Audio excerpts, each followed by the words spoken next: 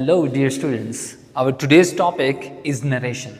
Narration means direct and indirect sentences. The students are mostly confused that how to change the direct speech into indirect speech. I'm gonna clear all your confusion and doubts. You have to do just one thing. Stay with me till the end. Direct speech and indirect speech. पहले हम ये देखेंगे कि direct speech क्या होता है.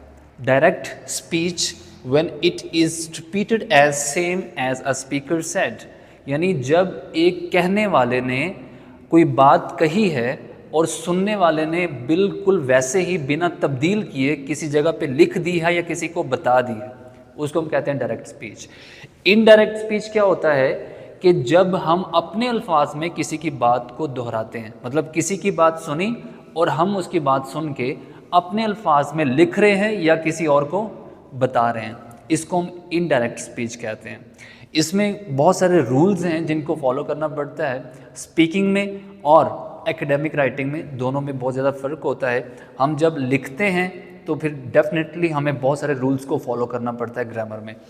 हम देखते हैं indirect speech when we want to repeat what someone said without speech marks and without necessarily using exactly the same words, we can use indirect speech, also called reported speech. हम इसको reported speech भी कहते हैं. यानी जब हमने उसको without quotation marks के लिख दिया है, इन्वर्टेड कॉमास के बगैर लिखते हैं. लेकिन जो डायरेक्ट स्पीच होती है, जो किसी ने कहा, जो किसी के मुंह से अल्फाज निकले, हमने बिना तब्दील किए उसको कोटेशन मार्क्स में लिख दिया, ठीक है, उसको हम कहते हैं डायरेक्ट स्पीच. लेकिन इनडायरेक्ट में हम कोटेशन मार्क्स का इस्तेमाल नहीं करते, हम इन्वर्टेड कॉमास का इस्तेमाल नहीं करते, हम रूल्स के तहत उसको डायरेक्ट से इनडायरेक्ट में चेंज करते हैं. For example, Paul says I am really hungry. I am really hungry. इसमें दो हिस्से होते हैं. एक तो ये है कि जो इन्वर्टेड कॉमास के बाहर होता है, पॉल सेज, ठीक है, इसको हम कहते हैं रिपोर्टिंग स्पीच. और दूसरा हिस्सा जो कि इन्वर्टेड कॉमास के अंदर होता है, उसको हम कहते हैं रिपोर्टेड स्पीच. ये रिपोर्टिंग स्पीच, ये रिपोर्टेड स्पीच, ठीक है. इनको हम कैसे ख़त्म करते हैं, कैसे चेंज करते हैं, जस्ट लिसन मी. अब देखें, इसका एक पहले हम ये देख लेते हैं कि इनके प्रोनाउन की जो फर्स्ट पर्सन होता है, सेकंड पर्सन होता है, थर्ड पर्सन होता है, आगे इनका सब्जेक्टिव केस होता है, ऑब्जेक्टिव केस होता है, पोजेसिव केस होता है. हम पहले उनको देख लेते हैं. देखें, फर्स्ट पर्सन में आई और वी होता है. आई मतलब मैं बात करने वाला, मैं फर्स्ट पर्सन हूँ. अगर मेरे साथ कुछ और लोग भी होंगे तो वो बन जाएगा वी, यानी हम, लेकिन होगा वो भी फर्स्ट पर्सन. सेकंड पर्सन जिससे मैं मुखातिब हूँ वो सेकंड पर्सन होगा. यू यानी आप, ये सेकंड पर्सन है, ठीक है. और थर्ड पर्सन जब मैं और आप किसी तीसरे बंदे की बात कर रहे हैं जो यहाँ पे मौजूद नहीं है, उसको हम थर्ड पर्सन कहते हैं. अब देखें, I first person, we first person, ये सिंगुलर है, ये प्लूरल है. ये सब्जेक्टिव केस है जो कि सब्जेक्ट का काम करता है, आई और वी. इन आई का ऑब्जेक्टिव केस क्या होगा, मी, यानी मुझे, ये एक्शन को रिसीव करेगा. उसके बाद वी का जो ऑब्जेक्टिव केस होगा वो अस होगा, यानी हमें.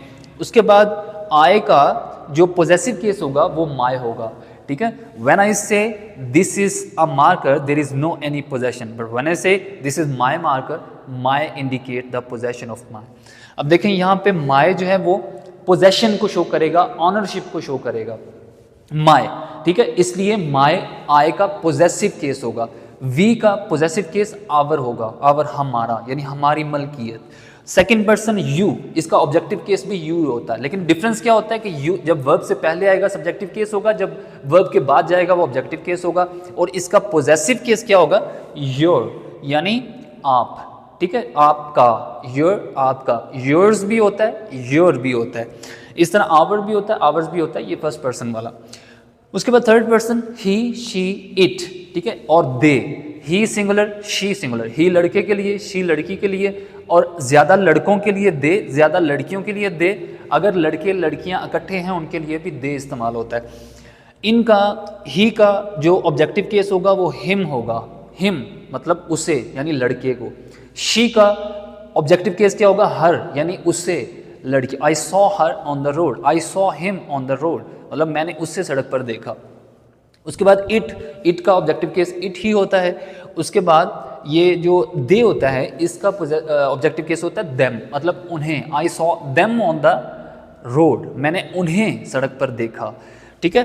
तो ये देम इसका ऑब्जेक्टिव केस हो गया। उसके बाद देयर उनका, यानी ही का जो पॉजेसिव केस होगा वो होगा his, I saw his car, मैंने उसकी कार देखी। उसके बाद शी का जो पॉजेसिव केस होगा वो होगा हर, और हर्स भी हो सकता है, हर भी हो सकता है। It's without apostrophe, you have to remember that, without apostrophe. जब आप अपॉस्ट्रोफी लगाते हैं ऊपर इट्स बन जाता है इट। जैसे देखें अगर हम इसको ऐसे अपॉस्ट्रोफी लगाकर लिखते हैं, ये अपॉस्ट्रोफी लगाकर ऊपर, तो ये इट इज़ की कॉन्ट्रैक्शन फॉर्म होती है, यानी शॉर्ट फॉर्म होती है इट इज़ की। लेकिन हमने इसको ऐसे नहीं लिखना, हम इसको पॉजेसिव में लिखेंगे विदाउट अपॉस्ट्रोफी। अच्छा देखें इट्स और इसके अलावा ये देयर, मतलब उनका, देयर्स या देयर्स भी हो सकता है, देयर भी हो सकता है, ठीक है। अच्छा ये सारे पॉजेसिव केस से हमने डिस्कस कर लिए, ये सब्जेक्टिव केस, ये ऑब्जेक्टिव केस, ये possessive case, first person, second person, third person. अगर आपको ये टेबल आता है तो आप इजीली कुछ भी, यानी इसको डायरेक्ट से इनडायरेक्ट इजीली कर पाएंगे। कह लेंगे आपने 30% नरेशन सीख ली अगर आपको ये टेबल आता है। पहले तो इस टेबल को आपने अच्छे से जहन नशीन करना है। अच्छा अब देखें, इसमें डायरेक्ट से इनडायरेक्ट बनाने के लिए एक रूल इस्तेमाल होता है जिसको हम सन रूल कहते हैं, सन रूल। और एस से मुराद है सब्जेक्ट, ओ से मुराद है ऑब्जेक्ट, एन से मुराद है नो चेंज।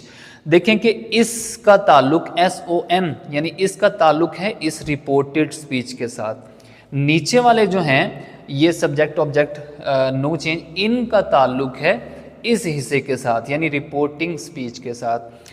अगर इस पूरे हिस्से में कहीं भी फर्स्ट पर्सन इस्तेमाल हुआ तो वो पहले हिस्से के सब्जेक्ट के मुताबिक चेंज होगा। यानी देखें इसको एस को हम ऐसे लिखते हैं 1 2 3, ठीक है। अगर इस पूरे हिस्से में कहीं भी फर्स्ट पर्सन इस्तेमाल हुआ तो वो पहले हिस्से के सब्जेक्ट के मुताबिक। इसमें थोड़ी सी मिस्टेक हो गई है, वो ये है, अब देखें कि इस सन रूल को हम कहेंगे कि इन सारे का ताल्लुक जो है, सन रूल का ताल्लुक है इस हिस्से के साथ, यानी रिपोर्टिंग स्पीच के साथ, और ये जो हैं फर्स्ट सेकंड थर्ड, इनका ताल्लुक है इस रिपोर्टेड स्पीच के साथ। अब देखें ये सन रूल मैंने आपको बताया इस हिस्से के साथ 1 2 3, यानी first person, second person, third person, इनका ताल्लुक है रिपोर्टेड स्पीच के साथ। अगर इस पूरे हिस्से में कहीं भी फर्स्ट पर्सन आ जाता है, कहीं भी फर्स्ट पर्सन आ गया, चाहे वो सब्जेक्टिव केस है, ऑब्जेक्टिव केस है या पॉजेसिव केस है, कोई भी केस है, अगर कहीं भी फर्स्ट पर्सन आ गया तो फिर हम क्या करेंगे, इसको पहले हिस्से के सब्जेक्ट के मुताबिक, यानी इस रिपोर्टिंग स्पीच के सब्जेक्ट के मुताबिक चेंज करेंगे। अगर इस पूरे हिस्से में कहीं भी सेकंड पर्सन आ गया, इस पूरे हिस्से में कहीं भी सेकंड पर्सन आ गया, योर सेल्फ आ जाता है, तो फिर वो मतलब पहले हिस्से के ऑब्जेक्ट के मुताबिक, यहाँ पे ऑब्जेक्ट नहीं है, फर्ज करें मैं कहता हूँ पॉल सेज टू मी, अब मी हमारे पास ऑब्जेक्ट होगा, तो हम इसको सेकंड पर्सन को जो इस हिस्से में इस्तेमाल हो रहा है उसको पहले हिस्से के ऑब्जेक्ट के मुताबिक चेंज करेंगे, लेकिन ऑब्जेक्ट अभी हमारे पास नहीं है। इससे एन से मुराद है नो चेंज, तो थर्ड पर्सन इस हिस्से में कहीं भी आ जाता है, he she it they his him her वगैरह कुछ भी आ जाता है, कोई भी केस आ जाता है, उसको हमने चेंज करना ही नहीं है, मतलब नो चेंज, उसको हम वैसे का वैसे रहने देंगे, थर्ड पर्सन वैसे का वैसे रहेगा। फर्स्ट इस हिस्से में कहीं भी फर्स्ट पर्सन आया पहले हिस्से के सब्जेक्ट के मुताबिक, इस पूरे हिस्से में कहीं भी सेकंड पर्सन आया पहले हिस्से के ऑब्जेक्ट के मुताबिक, जो हमारे पास इधर नहीं है, ही सेज टू मी अगर होता तो फिर मी हमारे पास ऑब्जेक्ट होना था, और एन से मुराद नो चेंज, थर्ड पर्सन कहीं भी आता है उसको हमने कोई छेड़ना नहीं है, कोई तब्दील नहीं करना, वो वैसे का वैसे रहेगा। अच्छा अब हम देखते हैं आगे। अब देखें ये हमने इस Paul says I am really hungry, इसको हमने इनडायरेक्ट में चेंज किया, Paul says that, Paul says that. अब यहाँ पे हमने इसके इन्वर्टेड कॉमास ख़त्म करने के लिए हमने यहाँ पे ये दैट का इस्तेमाल किया, पॉल सेज दैट। उसके बाद देखिए हमारे पास था यहाँ पे फर्स्ट पर्सन, तो मैंने कहा था फर्स्ट पर्सन पहले हिस्से के सब्जेक्ट के मुताबिक चेंज होता है, इसी सब्जेक्ट ने इस सब्जेक्ट की जगह पे आना है, ठीक है, इस सब्जेक्ट की जगह पे। ये एक लड़का है तो हम लड़के के लिए क्या इस्तेमाल करते हैं, ही, तो ये इसकी जगह पे हम ही लिख देंगे, दैट ही। और यहाँ पे आय के साथ हमने एम लगाया था, इसी टेंस में रहते हुए हमने इज लगा देना है, क्योंकि ही के साथ एम तो इस्तेमाल हो नहीं सकता, इसलिए हम यहाँ पे इज का इस्तेमाल करेंगे, ये ही इज हंग्री, ये इनडायरेक्ट बन गया। इन्वर्टेड कॉमास को ख़त्म कर दिया, उसके बाद दैट लगाया, दैट के बाद हमने इसके प्रोनाउन को तब्दील किया, उसके बाद इसका हेल्पिंग वर्ब इसके अकॉर्डिंग आया प्रोनाउन के मुताबिक।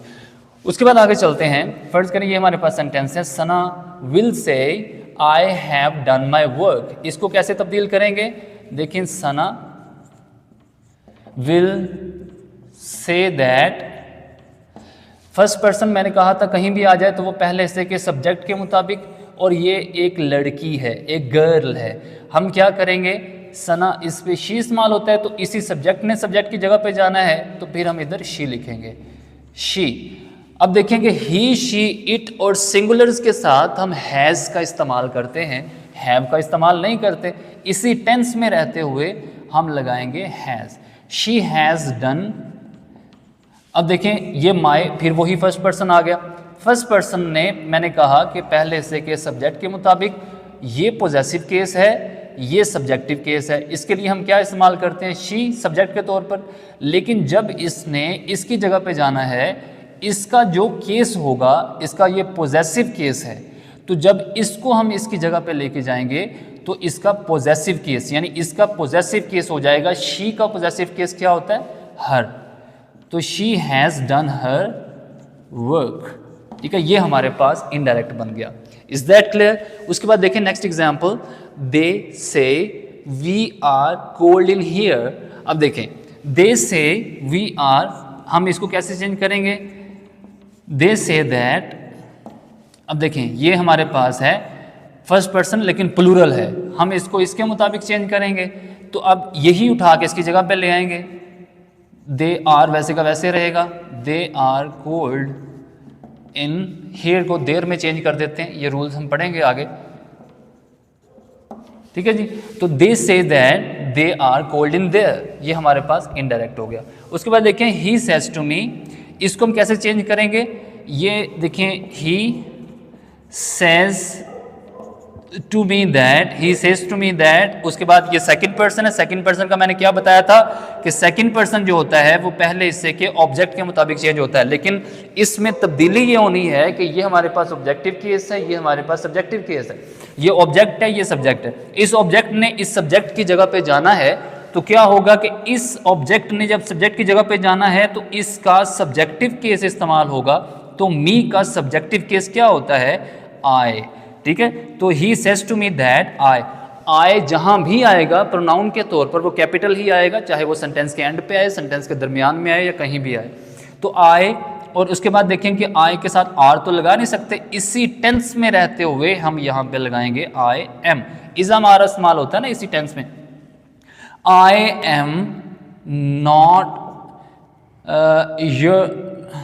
यू आर नॉट डूइंग, यहाँ सॉरी यहाँ पे आना था doing, you are not doing your work, I am not doing your, ये सेकंड पर्सन आ गया, सेकंड पर्सन ने फिर इसी के मुताबिक, ये पॉजेसिव केस है, ये ऑब्जेक्टिव केस है। इस ऑब्जेक्टिव केस ने जब इसकी जगह पे जाना है तो इसका पॉजेसिव केस इस्तेमाल होगा, क्योंकि ये हमारे पास पॉजेसिव है, इसलिए इसको हम जब इसकी जगह पे लेके जाएंगे तो इसका पॉजेसिव केस इस्तेमाल होगा।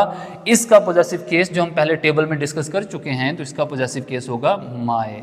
ठीक है, I am not doing my work, ये हमारे पास इनडायरेक्ट हो गया। He says to me that I am not doing my work. उसके बाद देखें ही सेज टू हर। अब देखें यहाँ पे हम अगर यहाँ पे टेल्स भी लगा दें, ही टेल्स मी, यहाँ पे अगर लगा दें फिर भी ठीक है, ही टेल्स मी। फर्ज करें हम क्या देते हैं टेल्स मी, फिर टू नहीं लगेगा, he tells me, he tells her, he tells her that. उसके बाद ये third person no change, she. ठीक है, she tells her that she speaks slowly, ये हमारे पास जो है वो इनडायरेक्ट बन गया। उसके बाद देखें अगर आपके पास कोई ऐसा मतलब यूनिवर्सल ट्रूथ आ जाता है, कोई क्वाट आ जाता है, कोई कह लें कोटेशन आ जाती है, कोई ऐसी बात जो कि सच है, जो जिसको हम तब्दील नहीं कर सकते, कोई रवायत आ जाती है, कोई आयत आ जाती है, कुछ ऐसा आ जाता है जिसको हम तब्दील नहीं कर सकते, वो एक यूनिवर्सली एक्नॉलेज्ड है।